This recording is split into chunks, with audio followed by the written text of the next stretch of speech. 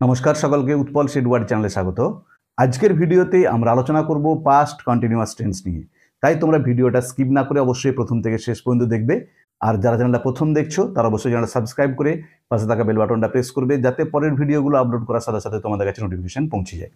আমরা অলরেডি প্রেজেন্টে যে চারটে ভাগ, present indefinite, present continuous, present perfect continuous এবং পাস্ট ইনডিফিনাইট টেন্সের উপর ডিটেলস আলোচনা করে ভিডিও আপলোড করেছি।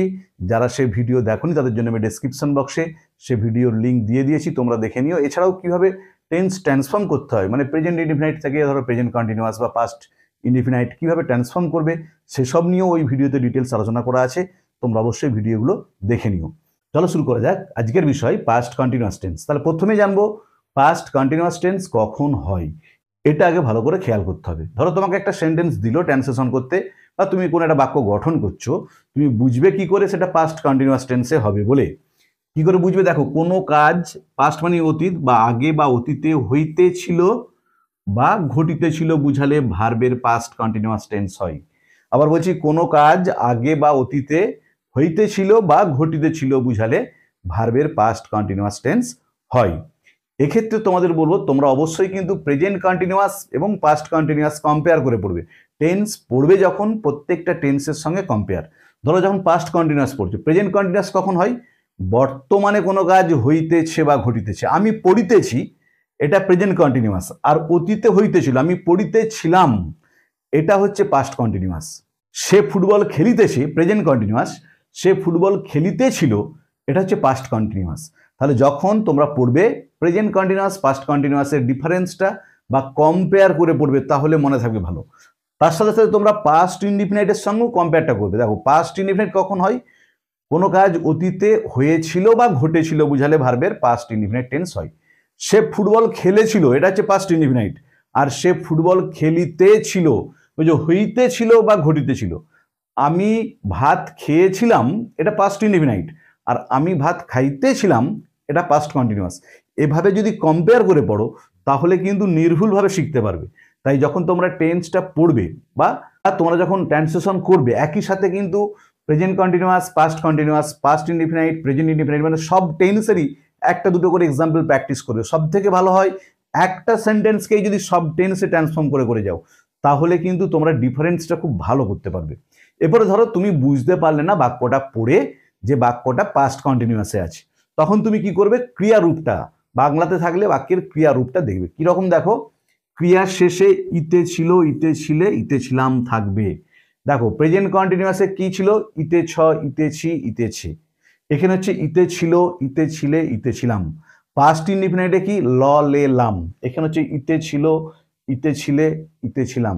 আমি ফুটবল খেলিতেছিলাম, সে ফুটবল খেলিতেছিল, তুমি ফুটবল খেলিতেছিলে। দেখো, হয় ইতে ছিল, নাহলে ইতে ছিলে, নাহলে ইতে ছিলাম হচ্ছে। তাহলে যখন তোমরা ক্রিয়ার শেষে ইতে ছিল, ইতে ছিলে বা ইতে ছিলাম দেখবে, তখন তোমরা কনফার্ম হয়ে যাবে যে বাক্যটা পাস্ট কন্টিনিউয়াস টেন্সে আছে। এরপরে যখন তোমরা বুঝে ফেললে বাক্যটা পাস্ট কন্টিনিউয়াস টেন্সে আছে, তখন এরপরে ট্রান্সলেশনটা কিভাবে করবে, ইংরেজিতে লিখবে কিভাবে, তার জন্য তোমাকে সেন্টেন্স স্ট্রাকচারটা খুব ভালো করে জানতে হবে। দেখো, সেন্টেন্স স্ট্রাকচার কি হবে? সাবজেক্ট, তারপরে বি ভার্ব, ভার্বের সাথে আইএনজি, আর অবজেক্ট বা আদার পার্ট অফ দ্য সেন্টেন্স। তাহলে প্রথমে বসবে সাবজেক্ট, তারপরে বসবে বি ভার্ব। মনে রাখবে, পাস্ট কন্টিনিউয়াসে বি ভার্ব কিন্তু ওয়াজ আর ওয়ার। প্রেজেন্ট কন্টিনিউয়াসে বি ভার্ব ছিল অ্যাম, ইজ, আর। এখানে হচ্ছে ওয়াজ আর ওয়ার। তারপরে ভার্বের সাথে আইএনজি। এটা কিন্তু অনেকেই ভুল করে দেয়। মনে রাখবে, সবসময় ভার্বের প্রেজেন্ট ফর্মের সাথেই আইএনজি যুক্ত হবে। যে পাস্ট কন্টিনিউয়াস আছে বলে আমি ওয়েন্টিং করে দিলাম বা গেভিং করে দিলাম, এটা কিন্তু হবে না। মনে রাখবে, যেই কন্টিনিউয়াস টেন্সই হোক না কেন, ভার্বের প্রেজেন্ট ফর্মটার সাথেই ING. Always going, always giving, always playing, কখনো প্লেডিং নয়। যে পাস্ট কন্টিনিউয়াস আছে বলে বাক্যের ভার্বটাকে আমি পাস্ট করব, করে তার সঙ্গে আইএনজি যুক্ত করব না। সবসময় ভার্বের ওয়ান ফর্ম মানে প্রেজেন্ট ফর্মের সাথে আইএনজি যুক্ত করব, তারপরে আদার পার্ট অফ দ্য সেন্টেন্সটা বসবে। তাহলে এই স্ট্রাকচারটাকে ফলো করে আমরা পাস্ট কন্টিনিউয়াস টেন্সের বাক্য গঠন করব। এরপর দেখো, ওয়াজ বা ওয়ার কোথায় বসে। ফার্স্ট পারসন সিঙ্গুলার নাম্বার আর থার্ড পারসন সিঙ্গুলার নাম্বারের পরে ওয়াজ বসে। দেখো, পার্সনের উপর আমি অলরেডি ভিডিও আপলোড করেছি, তোমরা ভিডিওগুলো দেখে নিও, আমি ডেসক্রিপশন বক্সে লিঙ্ক দিয়ে দিয়েছি। যে ফার্স্ট পারসন সিঙ্গুলার নাম্বার মানে আই। দেখবে অনেকে বলে আই, আই নয়, আই যখন আমি অর্থে ব্যবহৃত হবে সেটা হচ্ছে first person singular number. I কিন্তু আমি ছাড়াও অন্য অর্থেও ব্যবহৃত হয়। যদি বলি I is a vowel, I is a letter, তাহলে আই যখন ফার্স্ট পার্সন সিঙ্গুলার নাম্বার হিসেবে ব্যবহৃত হবে তারপরে ওয়াজ বসবে, আর থার্ড পার্সন সিঙ্গুলার নাম্বারের পরে ওয়াজ বসে। বাকি সব ক্ষেত্রে কিন্তু পাস্ট কন্টিনিউয়াস টেন্সে বিভার্বটা ওয়ার হবে। এরপর আমি তোমাদের এক্সাম্পল দিয়ে দেখিয়ে দিচ্ছি কিভাবে তোমরা ট্রান্সলেশনগুলো করবে পাস্ট কন্টিনিউয়াস টেন্সে। দেখো আমি 3টে এক্সাম্পল দিয়েছি। শিশুটি ঘুমাইতেছিল, আমরা বিকালে ছুটিতে ছিলাম, তুমি একটি ছবি আঁকিতেছিলে। দেখো 3টে শেষেই ইতে ছিল, ইতে ছিলাম, ইতে ছিলে আছে। তাহলে যখনই দেখবো ক্রিয়ার শেষে ইতে ছিল, ইতে ছিলে বা ইতে ছিলাম আছে, সেটা আমরা জেনে নেবো পাস্ট কন্টিনিউয়াস টেন্সে আছে। এবারে পাস্ট কন্টিনিউয়াস টেন্সে আছে জানতে পারার পরে আমরা যখন ট্রান্সলেশন করব, পাস্ট কন্টিনিউয়াস টেন্সের যেটা সেন্টেন্স স্ট্রাকচার, বাক্যের গঠন, সেটাকে ফলো করে ট্রান্সলেশন করব। প্রথমে সাবজেক্ট দ্য চাইল্ড, শিশুটি, তারপরে কি বসবে দেখো বিভার্ব, পাস্ট টেন্সে ওয়াজ বসবে, থার্ড পারসন সিঙ্গুলার নাম্বার। তারপরে দেখো ঘুমানোর ইংরেজি কি স্লিপ, তার সঙ্গে ING, the child was sleeping, other part কিছু নেই তাই বসলো না। তাহলে উত্তর হলো দ্য চাইল্ড ওয়াজ স্লিপিং, শিশুটি ঘুমাইতেছিল। তারপরে দেখো আমরা বিকালে ছুটিতে ছিলাম, তাহলে আমরা উই, তারপরে দেখো ছুটিতে ছিলাম পাস্ট কন্টিনিউয়াস টেন্সে যেহেতু আছে বিভার্ব বসবে উই এর পরে ওয়ার, কারণ এটা ফার্স্ট পার্সন প্লুরাল নাম্বার তাই ওয়ার হলো। তারপরে দেখো ভার্ব কি ছুটা, রান, তার সাথে আইএনজি, রানিং বানানটা খেয়াল করবে, R U N N ING. আমরা ছুটিতে ছিলাম, এরপরে বিকালে other part of the sentence in the afternoon. তাহলে উত্তর হলো we were running in the afternoon. শেষেরটা দেখো তুমি একটি ছবি আঁকিতেছিলে, তুমি একটি ছবি আঁকিতেছিলে। দেখো এখানে সাবজেক্টকে ইউ, সেকেন্ড পার্সনের পরে বিভার্ব ওয়ার হবে, তাহলে এস হলো, বি হলো, তারপরে ভার্বের সঙ্গে আইএনজি, আঁকার ইংরেজি কি ড্র, তার সঙ্গে আইএনজি যোগ করবো drawing, you were drawing a picture other part. তাহলে সাবজেক্ট হলো, বিভার্ব হলো, ভার্বের সঙ্গে আইএনজি হলো, অবজেক্ট, এক্ষেত্রেও সাবজেক্ট বিভার্ব ভার্বের সঙ্গে ING, other part of the sentence subject be verb ভার্বের সঙ্গে আইএনজি, যেহেতু আদার পার্ট কিছু নেই তাই বসলো না। তাহলে এই নিয়মটাকে ফলো করে আমরা ট্রান্সলেশনগুলো করলাম, এবং তোমরাও এইভাবেই প্রত্যেকটা পাস্ট কন্টিনিউয়াস টেন্সের ট্রান্সলেশন ওই সেন্টেন্স স্ট্রাকচারটাকে ফলো করেই তোমরা করবে, তাহলে কিন্তু উত্তরগুলো নির্ভুল হবে। এবারে দেখো কিভাবে টেন্সটাকে ট্রান্সফর্ম করতে হয় আমি দেখিয়ে দিচ্ছি। এখানে একটা সেন্টেন্স দিয়েছি, শি হ্যাজ প্লাকড ফ্লাওয়ার্স, সে ফুল তুলিয়াছে। এটা প্রেজেন্ট পারফেক্ট টেন্সে আছে। দেখো সাবজেক্ট হ্যাজ বা have, V3 O.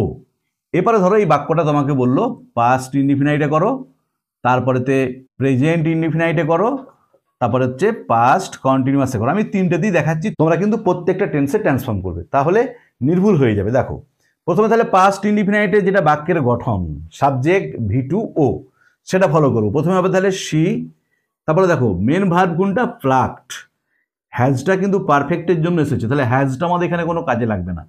প্লাকডের past form হচ্ছে প্লাকড, তাহলে শি প্লাকড, তারপরে দেখো flowers other part, S V2 ও, যেটা পাস্ট ইনডিফিনাইটের বাক্যের গঠন সেই অনুযায়ী বাক্যটাকে সাজিয়ে দিলাম।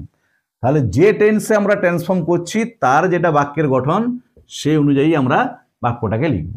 এরপর দেখো প্রেজেন্ট ইনডিফিনাইট, প্রেজেন্ট ইনডিফিনাইট বাক্যের গঠন কি, সাবজেক্ট V1 ও, তাহলে প্রথমে দেখো লিখবো কি শি, তারপরে দেখো এখানে V1 প্লাক পাস্ট টেন্সে আছে, প্রেজেন্ট টেন্সে হচ্ছে প্লাক, তারপরে ফ্লাওয়ার্স।